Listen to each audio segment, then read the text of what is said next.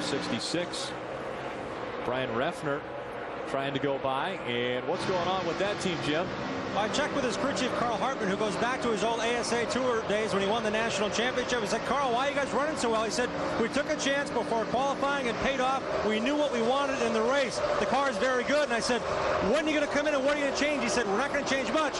He looked at the scoreboard and said, next caution, I think we're all coming. We try to make this on one stop. So Reffner very happy with his race car and what will be one of 2 or 3, perhaps 4 chances here in the ARCA RE Series this season. Next stop, maybe Chicagoland. Brian Reffner again taking away the 8th position from Brian Silas, so he's working his way up in the top 10. I think we're in a window now here. We've completed 39 laps. We're in a window that if the caution flag were to come out, everyone would get in their pit window, probably be their only stop. Out in front of the field, Michael McDowell continues to add to his laps led in 2007.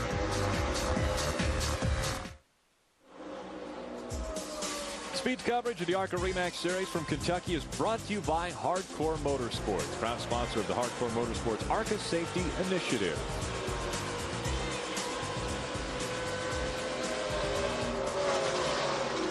Michael McDowell holding on to the top spot. Cale Gale running second. Josh Wise took third away from Bobby Santos. Bobby Santos now 4th, and Brian Clausen rounds out our top 5. Cale Gale has actually closed the gap a little bit. He was running 3rd here just a few moments ago, but now he has moved to about 3/4 of a second behind our leader, Michael McDowell, so he is on the move. See Brian Clausen there trying to take the position away from Bobby Santos. This is a battle for the 4th position.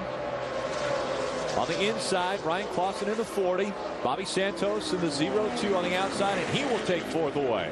There's a couple driver developmental efforts right there. The 40 of Brian Clausen is out of the Ganassi stables, and the 0-2 of Bobby Santos is out of Bill Davis Racing stables. So those guys are doing a great job here, both up in the top 5. Yeah, our top 5 is made up of driver development guys right now. I mean, they're all looking for a win here in the ARCA RE Series. Cale Gale has found victory lane once before. And Michael McDowell trying to get that first win. Josh Wise has not won yet, nor has Brian Clausen, Bobby Santos, Jeremy Clements, Alex Yunts. There's really only 2 guys in the top 10 right now that have ever won a race in the ARCA RE Series. One of those being Cale Gale. As you mentioned, the other guys won a few. Yeah, he's just 69 up to this point. Frank Kimmel. 8 championships. Seems like about $1 million. Doesn't it, Ken? Frank, you know, even and especially to still be running good with as old as his brother, as crew chief is, you know, today. I mean, to be 50 years old in this business is pretty big anymore. I don't know that he wanted us to mention that. Actually, Bill. he asked us politely if we would not mention that he was 50 today. That didn't work out all that well for him. That's all the reason in the world to mention that Bill Kimmel is 50. Yeah. If he would have come up to us and said, please mention everyone, we probably wouldn't. Probably wouldn't have even sang to him earlier. Or reverse discrimination or something. It's Jeremy Clements just in front of that 31 of Alex Yunts. Alex Yunts not wanting to trail any longer, so he looks to the inside. Yeah, that tightness in the center of the corner is really hurting that 3 of Jeremy Clements. He's going to lose another spot here to the 31 of Alex Yunts. Alex takes over the 6th spot. Jeremy back to 7th. Jeremy's running that second line right now around this racetrack. Doesn't seem to be, obviously, if he's got a push condition on the car, it's not going to help him, but it doesn't seem to slow him down that much in the corners. He's just trying to find some grip somewhere, isn't he, Ken? Looking for something to help that car turn. And, you know, as the bottom gets a little bit slicker and that, and he move up there and get some fresher pavement, and hopefully it'll help his condition. McDowell now with about a 4/10 of a second lead over Cale Gale. We just passed the halfway point. There's 50 laps of racing to go.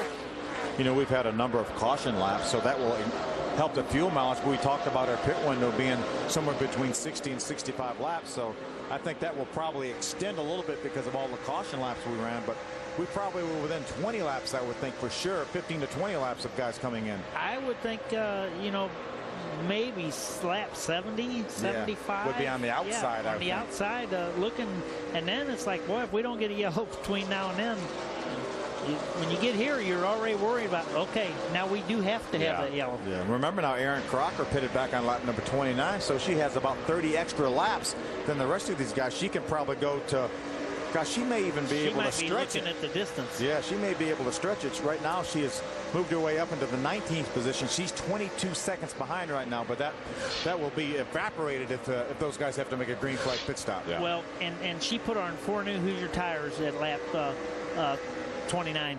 And I have to tell you, I went the other day through the Hoosier factory in Plymouth, Indiana, with Bob Newton and his son Don, who runs the manufacturing facility.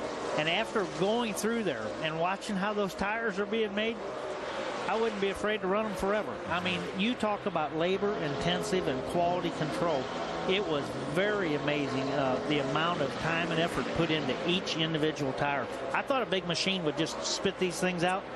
Boy, that's not the way it works. There's a lot of hand labor there, isn't there, Kenny? A lot of hand labor. Erin Crocker currently running in the 19th position. Again, she's trying to work her way back up toward the front. Out in front of the field, though, it's the 2 of Michael McDowell, and right behind him now is Cale Gale. And so Cale Gale is going to be challenging for the lead. He has erased that lead that Michael McDowell had put on him now that they are back into the lap traffic. Yeah, Cale Gale had a nice center of the corner right there. He gained a little bit on Michael McDowell. Now they get a little bit of clean racetrack, and we'll see what happens and see how Michael McDowell's car handles in this clean air. You see Cale Gale able to drive up a little bit entering the corner, see if he can get back to the throttle.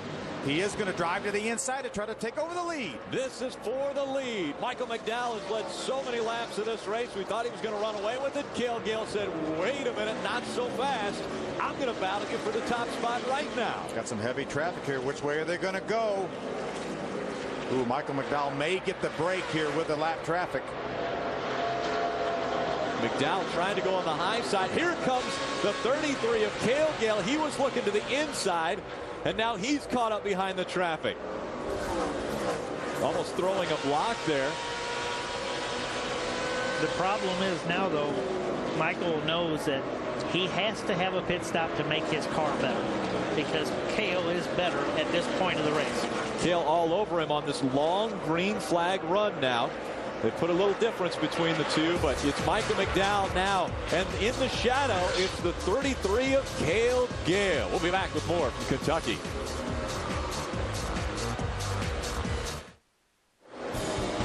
Still under green flag conditions after 59 of 100 laps. Out in front, it's Michael McDowell. There's only been 3 lead changes. Our average speed just under 100 miles an hour. 3 cautions for 21 laps, and that is going to be very critical if we continue under green flag conditions. Well, it's going to. They knew how many laps they could run under green, but now they have to factor in the fuel mileage deal, which is basically 2 laps of yellow for 1 lap of green.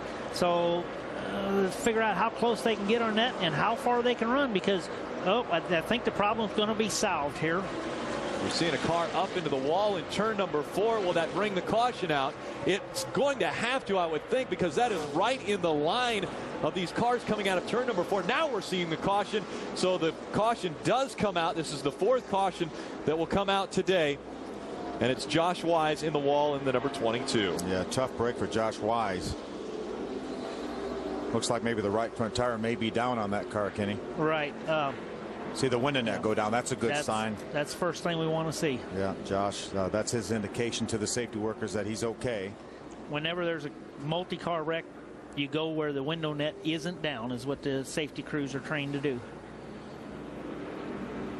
That will negate all the pit strategy, because everyone will be coming in now. We are going to be talking about a good old 30 laps Saturday night race now. You say everyone's going to come in, but we did mention earlier Erin Crocker may try to stretch this. Would she use a strategy like that and stay on the racetrack? She might do a 2-tire strategy to get some track position, but I would doubt that she would stay out on these tires. Wouldn't you, Kenny? Being 14th, worked her way back up that far, knowing everyone's going to pit, I agree with Phil. She might come in, do the 2 tires, but I don't think they'll roll the dice that big. Okay, so we're expecting them to come on to pit road. Again, it's the 22 of Josh Wise that brought out our most recent caution. It's the 4th caution of the day. Again, we'd had 21 caution laps prior to this most recent caution coming out. So that has cut into a lot of the racing laps that we were expecting to see. Right on lap. Well, just to add on the 22, Josh Wise said he had a vibration for about the last 10 laps. They blew the right front tire on that number 22, and they were only 2 laps away from heading to the pit road. So a tough break for Josh Wise. He said he didn't think the vibration was bad enough to bring it up to the crew, but obviously it was something in the right front tire. Here they come onto pit road. That's Michael McDowell just in front of Cale Gale. Those are running, two cars running 1 and 2 in this field. Bobby Santos in the 02, Alex Janssen the 31 coming onto pit road. Again, Michael McDowell qualified second in this race. Let's go down to radar lap. Well, Bobby Santos is going to have a 2-round down on the track bar adjustment for his race car. This number 02, they're going to go 4 tires here real quickly. One tire gets away just a little bit, but they get it back to this side. Jimbo? Down to Michael McDowell's pit, the race leader. The call is for 4 tires. Hoosier Radio's going on. They may pull a left rear spring rubber out. He is indeed going to take that left rear spring rubber out. They said they wouldn't do it if it was under green. They've got the rubber out. Small air pressure adjustment. Down just a bit on air pressures for the 2 of McDowell. He's down and away. Michael McDowell trying to win the race, but it's Cale Gale getting off out of his pit stall first, but across the outline of pit road, it looked as though Michael McDowell beat Cale Gale off of pit road. And it was close. Let's take another look at what took place in his pit.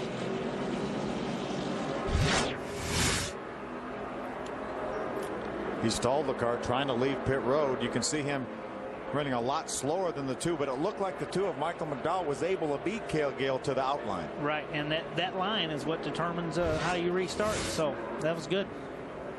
Ray, what happened with Bobby Santos? Well, same thing. They stalled the race car down here as they were up on the left side doing the work there. The car stalled and the guys had to push him out. So he came in running third, guys. I'm not sure where he went out the exit line, but a little bit of a hold up here for Bobby Santos and this Bill Davis crew down here. So a little bit of difficulty for Cale Gale. If they wouldn't have problems with that car, he would have been able to beat the 2 off of pit road, but he was not able to do that, and so he came out second. Bobby Santos comes out third as they cross the start-finish line. Alex Janssen will come out in the 4th position, and Jeremy Clements is shown 5th right now.